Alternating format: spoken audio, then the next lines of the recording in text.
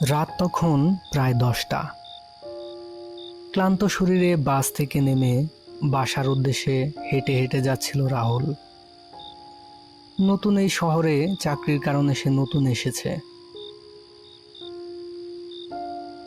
শহরটা এমনিতে বড় কোলাহলপূর্ণ, কিন্তু সন্ধ্যার পরপরই কেমন যেন নিস্তব্ধ হয়ে যায়।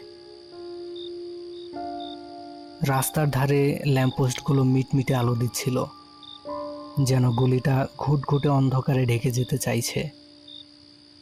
রাহুল তাড়াতাড়ি পা চালালো। নতুন জায়গা, কাউকে চেনা জানা নেই, তাই রাতের নিস্তব্ধতাটা আরো বেশি অদ্ভুত লাগছিল।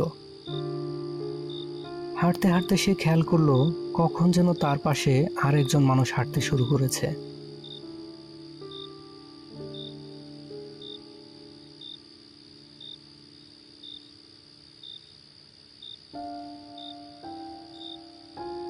রাহুলকে উদ্দেশ্য করে সে জিজ্ঞেস করলো, নতুন এসেছেন নাকি?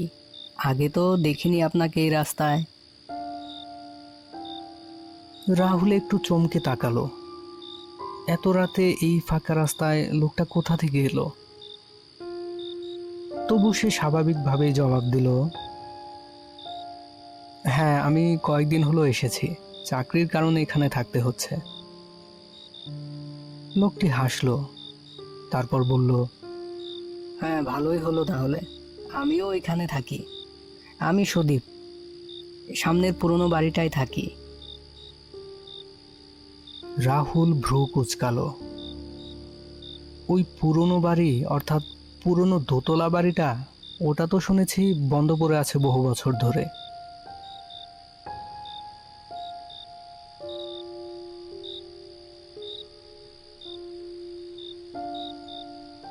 সুদীপ মুচকি হাসলো, হেসে বলল, হ্যাঁ, সবাই তাই বলে, কিন্তু আমি থাকি।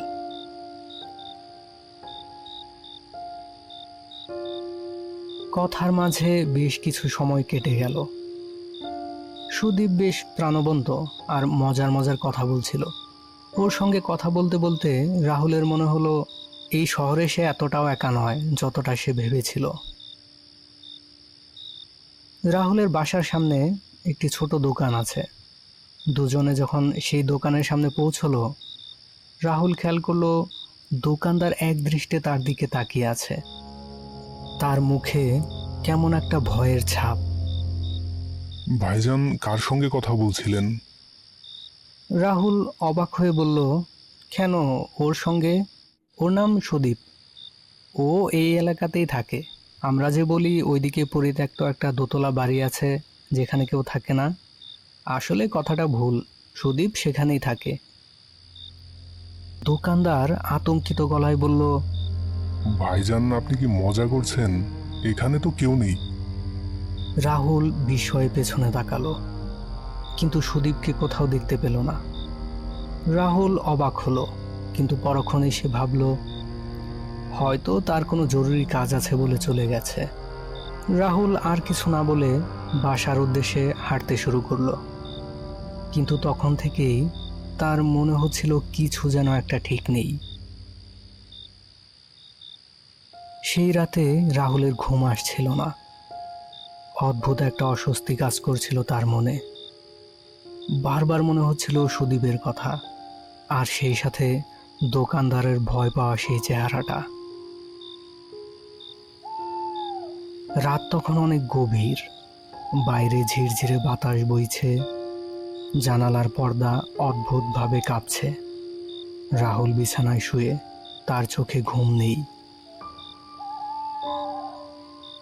হঠাৎ দরজায় কড়া নাড়ার শব্দ।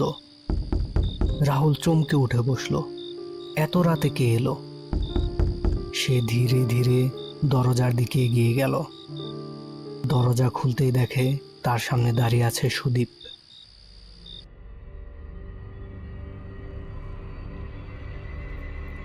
রাতের অন্ধকারে তার চোখ দুটো ভয়ানকভাবে জ্বলছিল।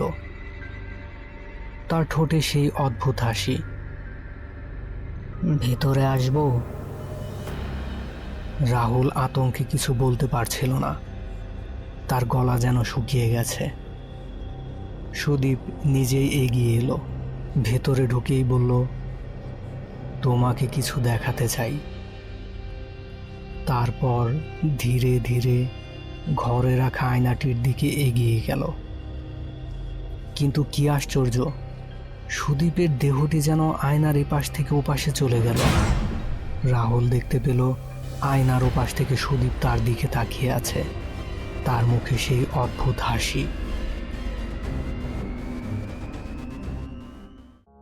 ওহ, স্বপ্ন ছিল, খুব ভয় পেয়ে গেছিলাম।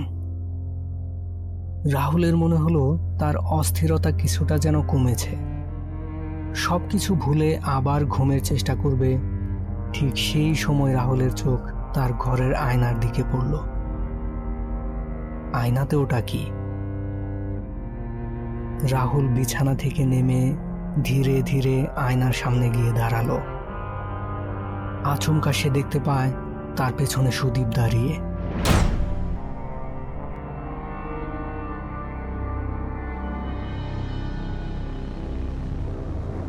রাহুল ভয়ে চিৎকার করতে চাইল, কিন্তু তার গলা দিয়ে কোনো শব্দ বের হলো না। রাহুল আয়নার দিকে তাকিয়ে দেখল তার মুখ বিকৃত হয়ে যাচ্ছে, চোখ দুটি যেন রক্তবর্ণ হয়ে উঠছে। আয়নার ভেতর থেকে সুদীপ ধীরে ধীরে ফিস ফিস করে বলল, এখন থেকে আমি এখানে তোমার সাথেই থাকবো।